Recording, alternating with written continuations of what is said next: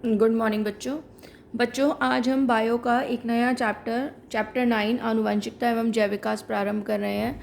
आनुवंशिकता क्या होती है बच्चों? आनुवंशिकता का अगर हम बहुत साधारण तरीके से अर्थ समझें तो आनुवंशिकता का अर्थ है किस प्रकार माता पिता से जो गुण हैं वो बच्चों में स्थानांतरित होते हैं। जैसे आप लोगों ने अपने अपने बारे में अगर आप अच्छे से विचार करें तो आप ये देखेंगे कि आपके अंदर बहुत से ऐसे लक्षण हैं जो आपको या तो आपकी माता के समान है या तो आपके पिता के समान है।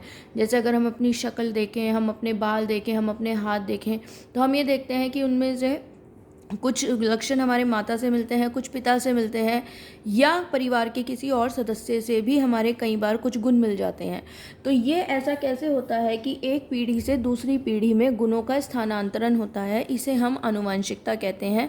और उसके बाद हमें इसमें एक टॉपिक और पढ़ना है, जैव विकास। तो सबसे पहले हम आनुवंशिकता के बारे में पढ़ेंगे।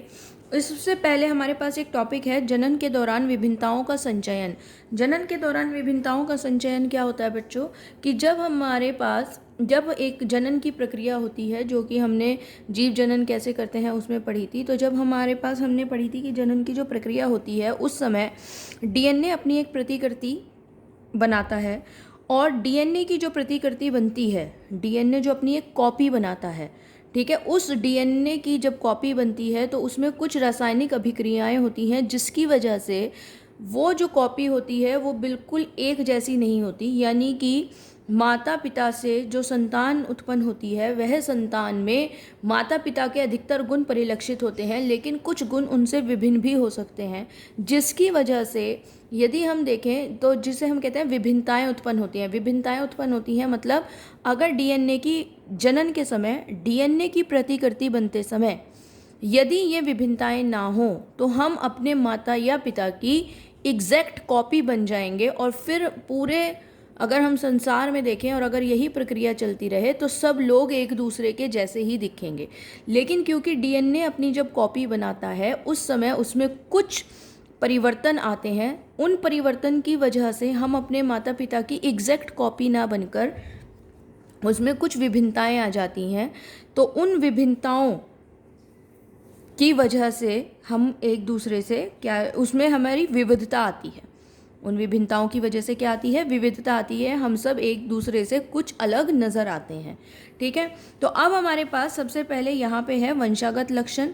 हमारे पास वंशागत लक्षण वो लक्षण होते हैं जो एक पीढ़ी से दूसरी पीढ़ी में स्थानांतरित होते रहते हैं।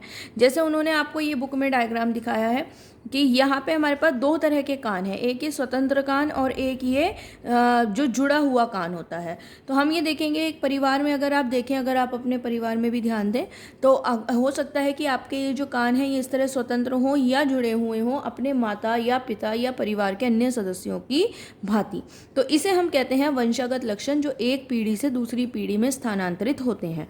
अब ये जो लक्षण हैं इनमें हमारे एक साइंटिस्ट थे Gregor John Mendel. Gregor John Mendel ने वंशागति के लक्षणों के ऊपर बहुत ही डिटेल अध्ययन किया और डिटेल अध्ययन करके उन्होंने इसके विषय में कुछ नियम दिए। मेंडल जो है, ये आप अपनी बुक में से इनके विषय में पढ़ेंगे भी, ये बहुत ही एक विज्ञान और गणित के हमारे पास ये एक टीचर थे। लेकिन उसके बाद उन्होंने वंशागति के जो नियम दिए उसके कारण इनका महत्व और भी बढ़ जाता है। तो मेंडल ने सबसे पहले मटर के पौधे, जो हम मटर खाते हैं जिसे हम गार्डन पी भी कहते हैं, उसके ऊपर उन्होंने वंशागति के लक्षणों का अध्ययन किया। वो उन्होंने किस तरह किया, अब आप इसे ध्यान से समझेंगे और ये जो मैं आपको समझा रही हूँ इसे आप ध्यान से समझेंगे क्योंकि ये आपकी बोर्ड परीक्षा के लिहाज से भी बहुत इंपॉर्टेंट है। तो अब आप इसे देखिए, मेंडल ने क्या किया, उन्होंने मटर के पौधे लिए, ठीक है। किसके पौधे लिए उन्होंने? मटर के। और मटर के पौधों पर उन्होंने क्या किए? एक्सपेरिमेंट किए। एक्सपेरिमेंट करने के लिए उन्होंने हमारे पास मटर के सबसे पहला प्रश्न तो ये आता है, उन्होंने मटर के ही पौधे क्यों चुने? तो मटर के पौधे चुनने का उनका सबसे बड़ा जो रीज़न था, सबसे पहला रीज़न उनका ये था कि मटर के जो पौधे होते हैं उनकी जो फसल है वो 2-3 महीने के अंदर अंदर बनकर तैयार हो जाती है। वो वंशागति के नियमों का अध्ययन अगर मनुष्य या किसी जानवर पर करते तो एक मनुष्य की जो संतान उत्पन्न होती है उसमें सभी लक्षण परिलक्षित होने में 10, 15, 20 साल या उससे ज़्यादा साल भी लग जाते हैं। तो उसका एक बहुत डिटेल अध्ययन करना उनके लिए संभव नहीं था। तो इसके लिए उन्होंने मटर का पौधा चुना, जो कि 2-3 महीने में जिसकी अगली फसल यानी अगली जनरेशन, अगली पीढ़ी तैयार हो जाती है।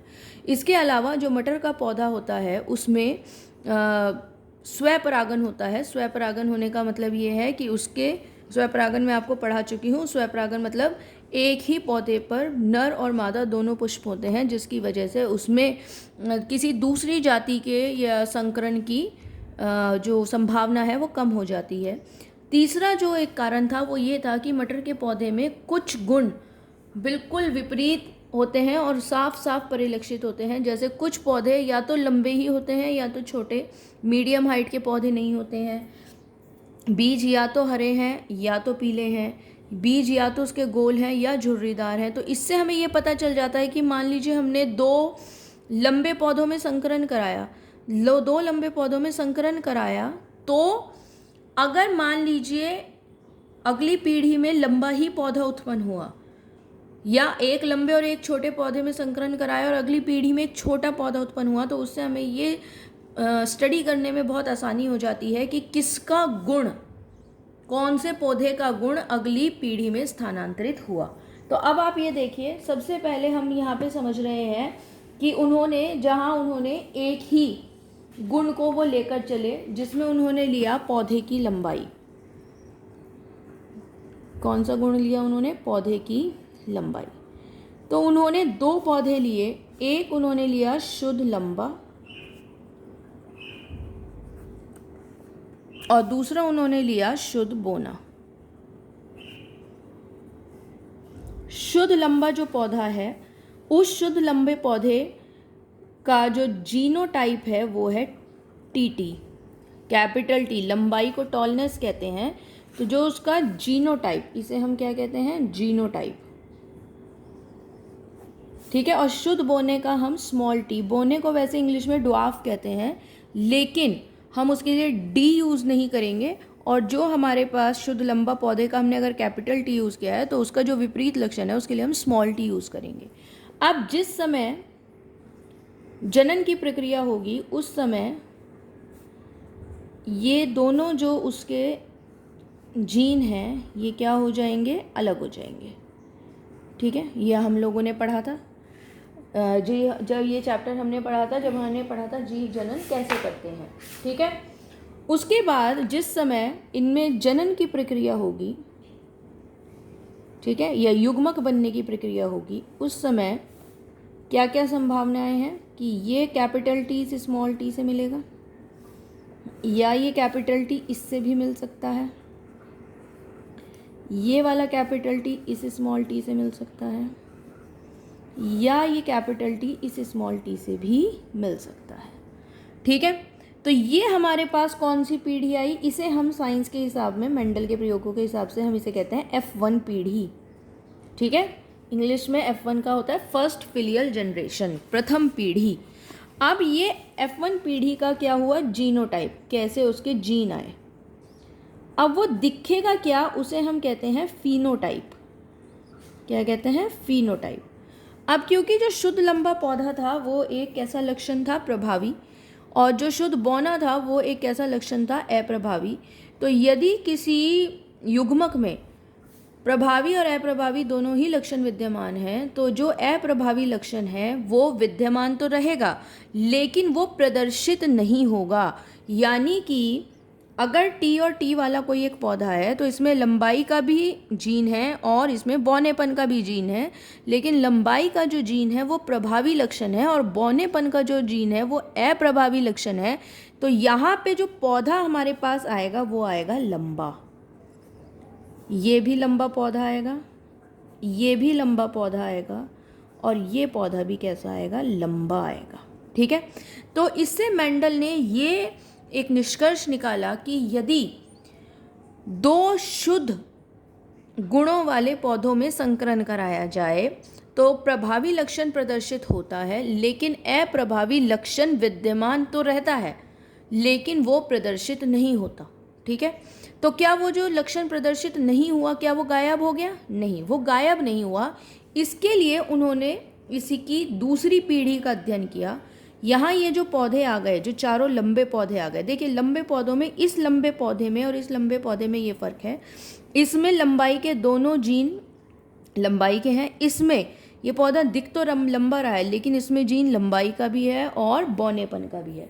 अब जब ये पौधे बड़े हो गए, इनके बीज आ गए, तो मेंडल ने ये दोनों पौधे लिए, ठीक है, दो लंबे पौधे लिए।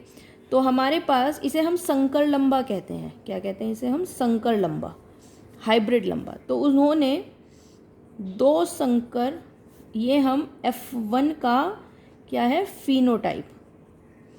क्या है ये? F1 का फिनोटाइप। संकर लंबे दोनों पौधे उन्होंने ले लिए, या उन्होंने लिए दो संकर लंबे पौधे। तो इनका जीनोटाइप क्या हुआ?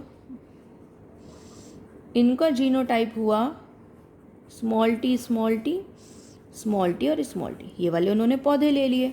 जब उनमें निषेचन की प्रक्रिया हुई तो यहाँ पे ये विभाजित हो गए, ठीक है। ये हमारे पास क्या, इन्हें हम क्या बोलते हैं? क्या बन गई ये? गैमेट्स।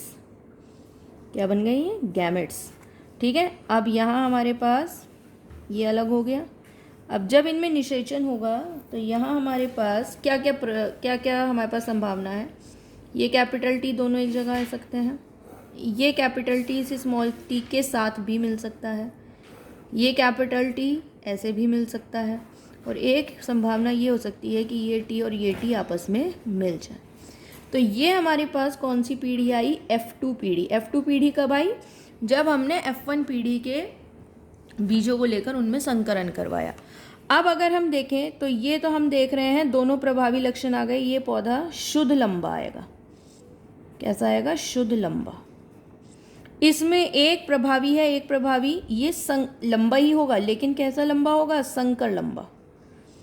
ये भी संकर लंबा होगा। और ये होगा शुद्ध बौना। शुद्ध बौना मतलब, शुद्ध का मतलब है जिसमें दोनों जीन उसी गुण के हों, जैसे ये शुद्ध लंबा, ये शुद्ध बौना। इससे मेंडल ने कहा कि जब हमने, अब आप ध्यान से ही समझेंगे, कि जब हमने यहाँ एक शुद्ध लंबा और एक शुद्ध बौना पौधा लिया, तो जो प्रथम पीढ़ी आई उसमें पौधे सारे लंबे आए, जिसे देखकर हमें ये लगेगा कि शायद जो बौना वो है, जो बौना गुण है वो ख़त्म हो गया। लेकिन यदि हमने उसी पीढ़ी के बीजों को अगली बार संकरित कराया तो एक बौना पौधा हमारे पास दिख गया। इसका मतलब ये जो बौनेपन का लक्षण है, ये लक्षण यहाँ पर क्या नहीं हुआ? ये लक्षण यहाँ पर छिप गया, ख़त्म नहीं हुआ, लेकिन अगली पीढ़ी में वो नज़र आ गया। ये हम अपने यहाँ देख सकते हैं। कई बार हम देखते हैं, जैसे सपोज़ मान लीजिए हमारे ग्रैंड पेरेंट्स हैं, दादा दादी हैं, उनमें मान लीजिए कोई एक लक्षण है। मान लीजिए आप कोई भी लंबाई ले लीजिए, मान लीजिए वो दोनों ही बहुत लंबे हैं, लेकिन आपके पेरेंट्स की लंबाई उतनी ज़्यादा नहीं है। लेकिन तो यानी कि इसका मतलब ये हुआ कि लंबाई का लक्षण छुप गया? नहीं। अगली पीढ़ी यानी आप लोग आए, आपकी हाइट फिर से हम ये कह देते हैं ना कि दादाजी जितना लंबा है, तो वो क्या हुआ कि वो लक्षण F1 पीढ़ी में छुप गया, लेकिन अगली पीढ़ी में वो दिख गया। यानी लक्षण ख़त्म नहीं होता है, वो छिप जाता है और अगली पीढ़ी में वो फिर से दिख सकता है। ठीक है बच्चों, तो इस तरीके से ये मेंडल ने अपने संकरण के क्या दिए, नियम बताए, उन्होंने ये एक्सपेरिमेंट किए। तो आज आप इसे यहाँ तक पढ़ेंगे और इसका जो अगला एक्सपेरिमेंट है वो मैं आप लोगों को अगली वीडियो में सिखाऊंगी।